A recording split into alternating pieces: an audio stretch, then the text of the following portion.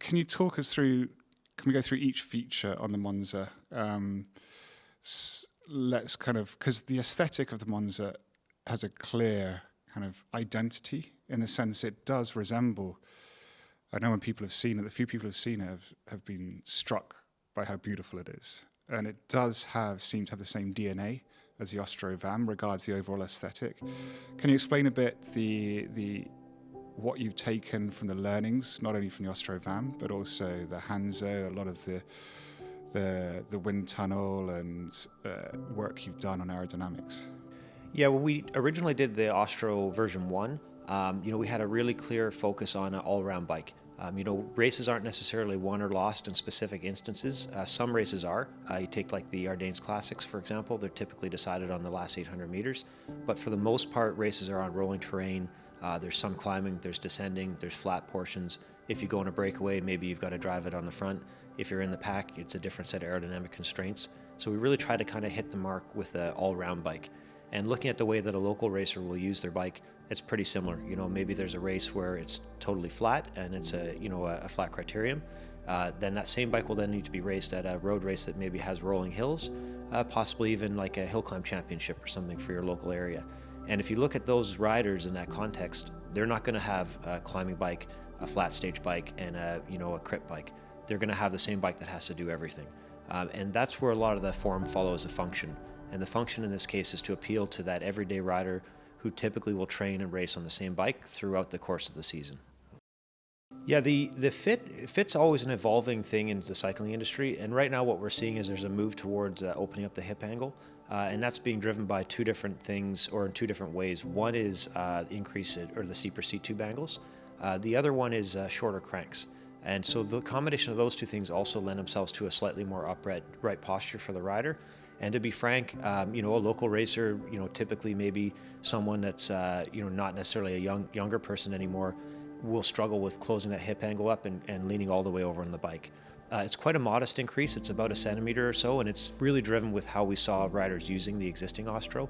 You typically go to a local club ride and you'll see, 5 or 6 people on Ostros. Pretty typically they'll have some spacers under the stem. And so we thought if we raise the stack by a little bit, it'll be more of a I guess you could say like a democratic fit. So it really appeals to a broader group of people. And if someone wants to be more aggressive and totally slammed, of course we have the Ostro that they can move to for that fit. Yeah, regarding the in-frame storage, I think if you go to a typical local ride or race, and if you objectively look at how people are using their bikes, almost everyone will have a saddlebag of some configuration.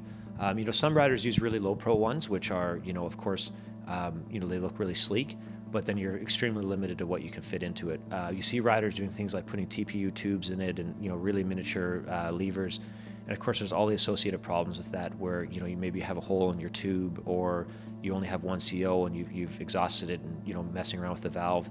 And when we looked at it, you see riders that are more conservative having bigger and bigger saddlebags, which in the context of an aero bike doesn't make a lot of sense. And in fact, we actually ran in the wind tunnel Monza with and without a saddlebag, and the result is almost 6 watts of aero drag.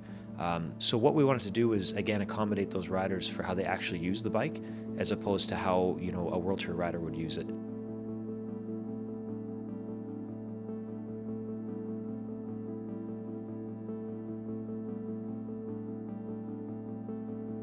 For a lot of riders, their sort of halo ride or their big deal ride is, the really fast group ride in the mornings.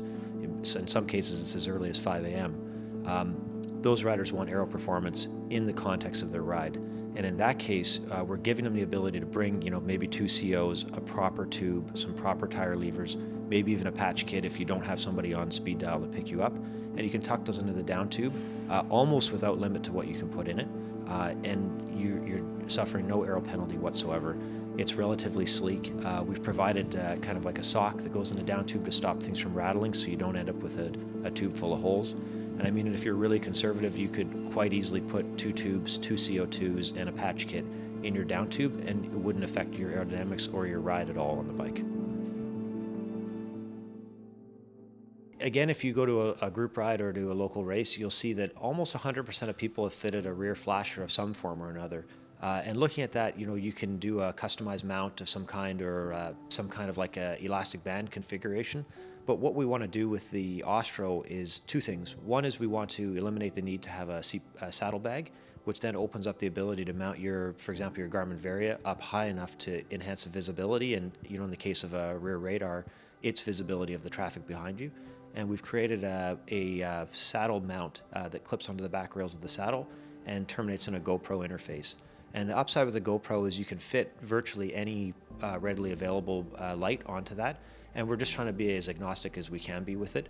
Of course, the Garmin Varia is sort of the standard piece, so it'll fit that really nicely.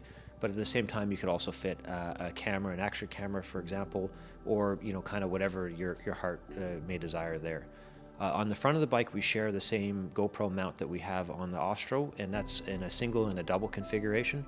The single configuration can terminate in a computer mount that, again, uses the GoPro interface.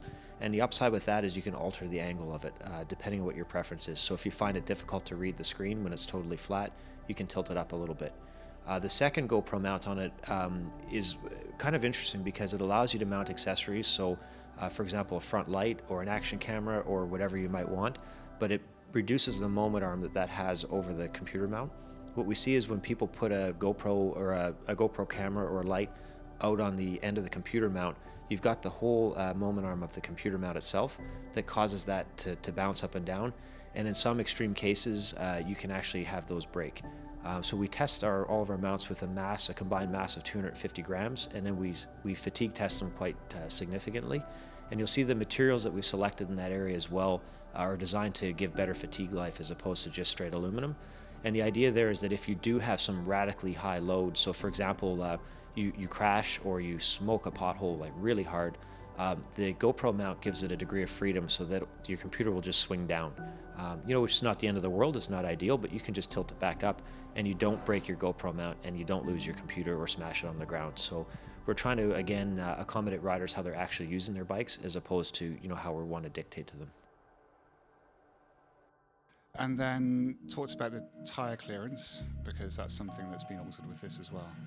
Yeah, we've added a little bit of tire clearance, in this case, room for a normal 34. Of course, your mileage may vary depending on which rim and tire combination you're using, but nominally speaking, it's room for 34 millimeter tire plus ISO clearance on either side of that. And that just reflects the changing trends. In the past, it would be extremely unusual to even race on a 28. Now that's considered to be even a small tire. And we're seeing increasingly riders are moving towards 32s and 30s. And in the context of this bike, being ridden to work, being ridden from work to the race, being raced on, and then ridden home, it wouldn't be unusual to see those riders on a 32 simply because the roads that they're going to be on will be rough. These aren't freshly paved roads. Sometimes, they're really broken up. And in fact, I could see this bike being ridden quite often in the dark. And while you have your little Garmin out front mount light, it really isn't going to replace daylight. And so in that case, if you do hit something that's unusual or unexpected, you're probably going to want a 32 or at least a 30 millimeter tire in there. Okay, can we talk about the wheels? Because the Monza comes with a set of wheels. It's the first bike we're doing that where it comes just with one set. Can you explain the choice of wheels? Yeah, so looking at the bike's mixed use again, we wanted to have a wheel that was extremely strong, that we had a lot of faith in its longevity and ability to kind of withstand that day-to-day abuse and pounding. In that case, it made it quite straightforward for us. We wanted to have steel spokes, easily serviceable, readily available bearings, a free hub body that was straightforward and we've known has lasted us for years and years. And again, a somewhat modern, tire bed profile that mates well with typical tires.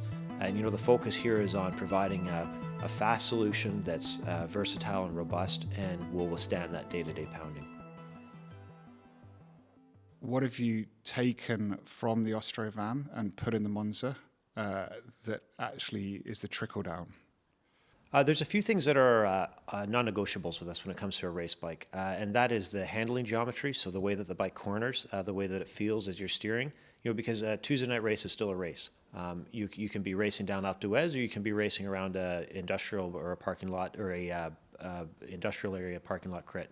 You still have to get around that corner. You're still going to be bumping elbows in the pack, it may not be, at the finish line at Volk, but it may be at the finish line of, the Tuesday night crit. It doesn't mean it's any less of a race bike. So handling geometry was non-negotiable for us. Stiffness was another thing that was also non-negotiable for us. So that stiffness profile had to be maintained from the World Tour bikes to the local racing bike. The new HBO 4 bars, those have been slightly shifted as well. Yeah, so the HBO4 handlebar is designed around, again, a bit of a more modest approach to that aero performance. The aero performance is slightly detuned from the ABO2, which is a significantly deeper section. It accommodates a bigger range of hand sizes, so if you have smaller hands, it will feel a little bit better in the grip. But we've also tried to maintain a fair bit of the aero performance with it. At the more modest price points, it's really unusual to have a one-piece bar stem. And so what we wanted to do with that is try to give riders a bar stem that's versatile. So it matches the character of the bike.